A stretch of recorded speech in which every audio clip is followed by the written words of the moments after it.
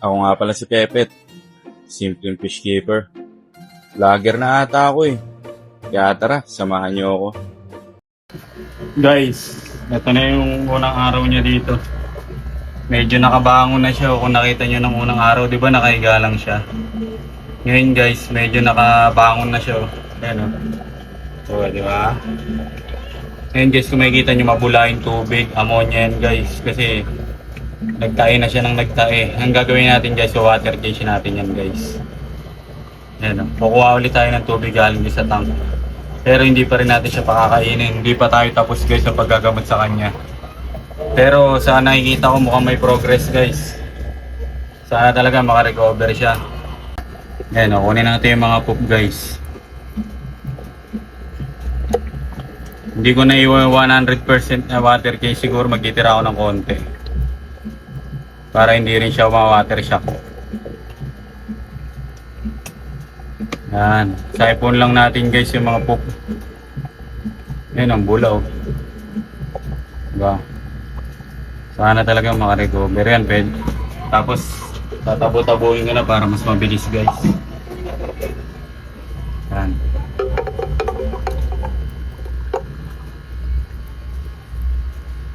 O diba? Medyo mas masigla-sigla na siya ngayon guys. Kasi unti-unti kong dadagdagan yung tubig.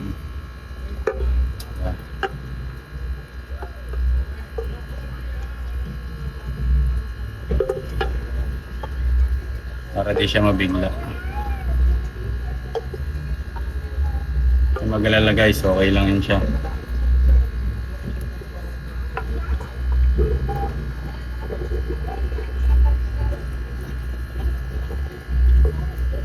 Yan, pwede na siguro yan guys. Lalagyan ko na ng tubig.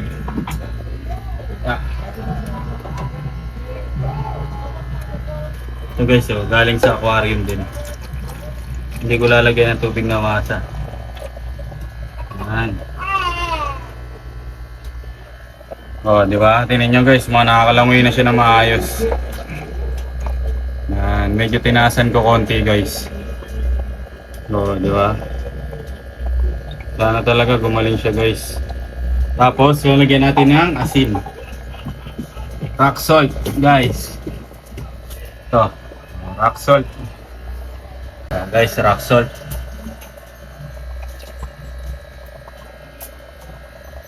Lalagyan natin ng acriflavine ulit guys, acriflavine.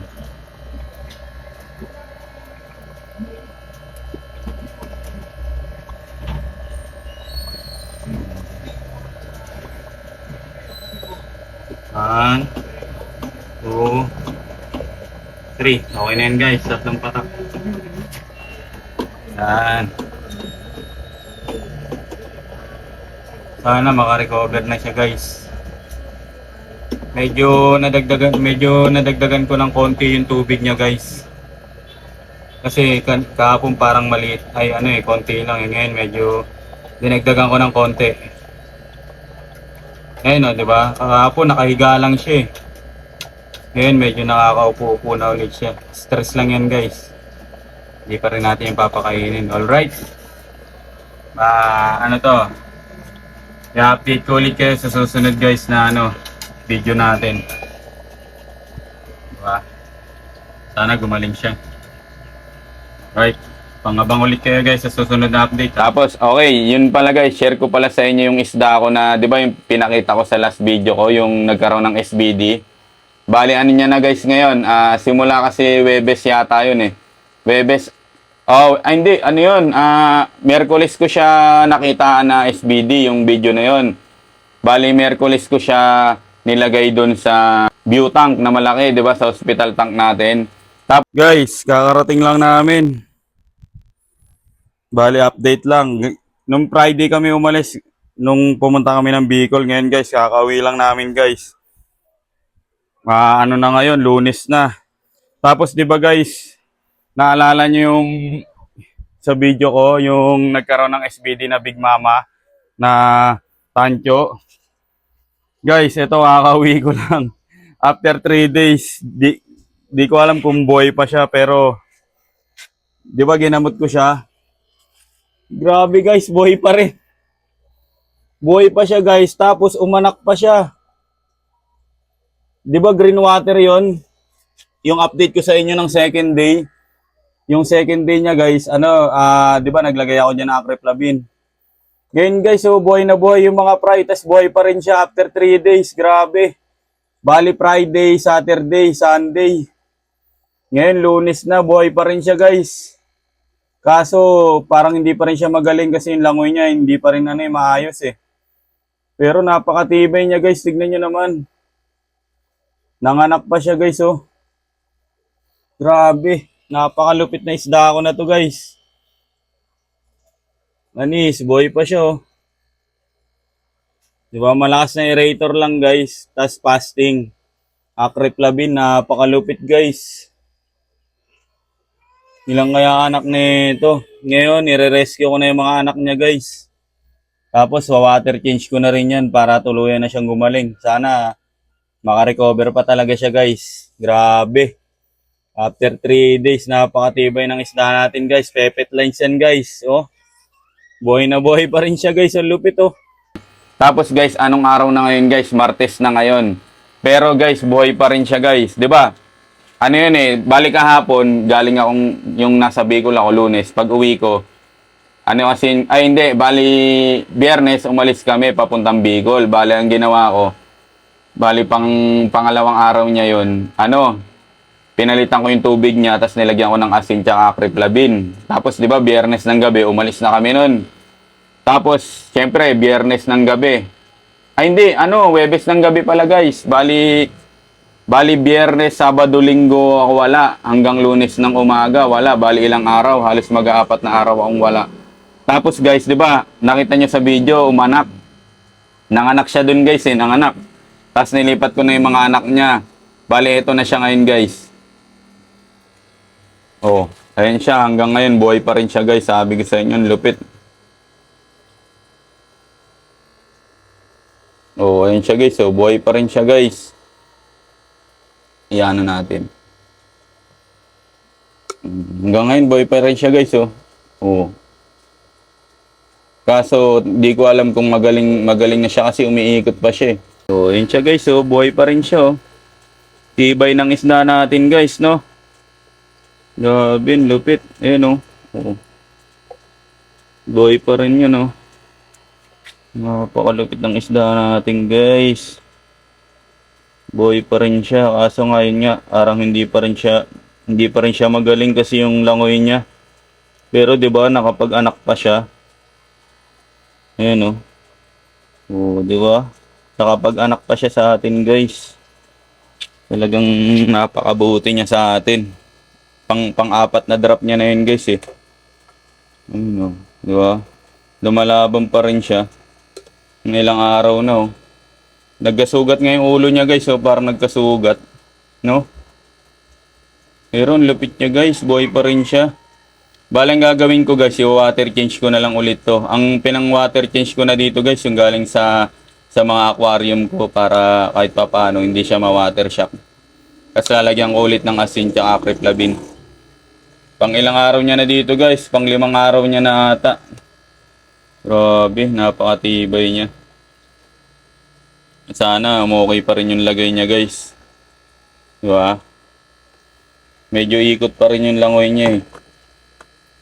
Oo, diba? Pero tingin ko, diretso na yung langoy niya guys eh. Oh. Medyo konti na lang guys. Medyo konting imbalance na lang yung langoy niya. Sana bukas okay na siya guys. Update ko ulit kayo kung kamusta na yung isda natin. Oo, diba? Grabe. Kaya sabi ko sa inyo guys, mabisa din yung ginagawa kong panggamot sa kanila. Ganyan lang, kontihan nyo lang yung tubig. Kontihan nyo lang yung tubig para hindi na sila langoy ng langoy. Na kaya steady na lang sila. Kumbaga ang ginagawa kasi natin sa kanila guys is pinapasting natin sila. Para yung mga parasite or kung ano man na sa tiyan nila is maitae nilang ng maitae. Kasi nga sila bloated sila guys eh. 'Di ba? Bloated sila.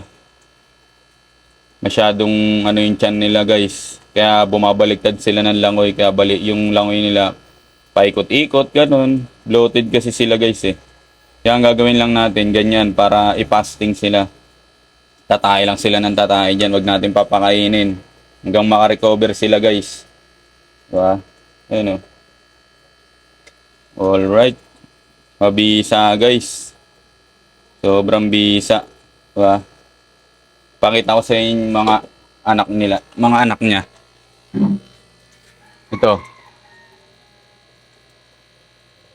Ayan guys. Bali nandyan yung mga anak niya. Ayan o. Ayan o. Ayan yung mga anak niya guys. Ang tansya ko, ang inanak niya nasa 30 mahigit. Yung minayday ko. Ayan o. Nandyan. Grabe. Solid guys. Umanak pa rin no. Lupit no. One day later. Guys, buhay pa rin siya guys. Tingin ko magaling na siya guys. Ngayon langoy niya, okay na okay na.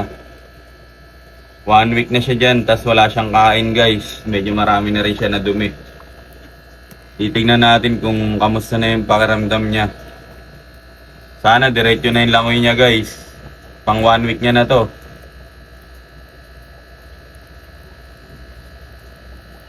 May sugat yung ulo niya guys. Oh. Tingin ko okay na siya eh, oh. Kasi medyo straight na yung langoy niya. O hindi pa gaano. Pero mukhang okay na siya guys. Putik na yan. Yun o, may bagyo pa naman ngayon guys. Diba? Tingin ko all goods na to guys. Konti na lang to, konti na lang. Sana gumaling na talaga siya guys. Pero ang lupit no, ilang araw na, 1 linggo na guys. Ano, 1 linggo na, ang tibay niya. Mabisa talaga, ganyan lang talaga guys. Sabi ko sa inyo pag may SBD yung isda nyo, ganun nyo lang gagamutin. Ito, mukhang okay na to guys. Alright, water change muna tayo ulit. Magaling na yan, magaling na. One day later. Guys, bali pang 1 linggo na ni Tancho mama natin, pero buhay pa rin siya, grabe. Napakalupit talaga guys. Oh. Buhay pa rin siya guys, pero medyo tabingi pa rin talaga yung langoy niya guys. Hindi pa rin natin siya pwede separate sa malalim na tang kasi medyo hindi pa talaga siya totally magaling, pero itutuloy-tuloy ko lang to guys kasi ganun lang gawin nyo. Hanggat hindi pa siya magaling, tuloy-tuloy nyo lang yung paggagamot sa kanya. Fasting nyo lang guys. Okay lang yan siya. Tsaka nga pala guys, special shoutout kay Doc Aaron Aurelio. Doc, shoutout sa'yo Doc.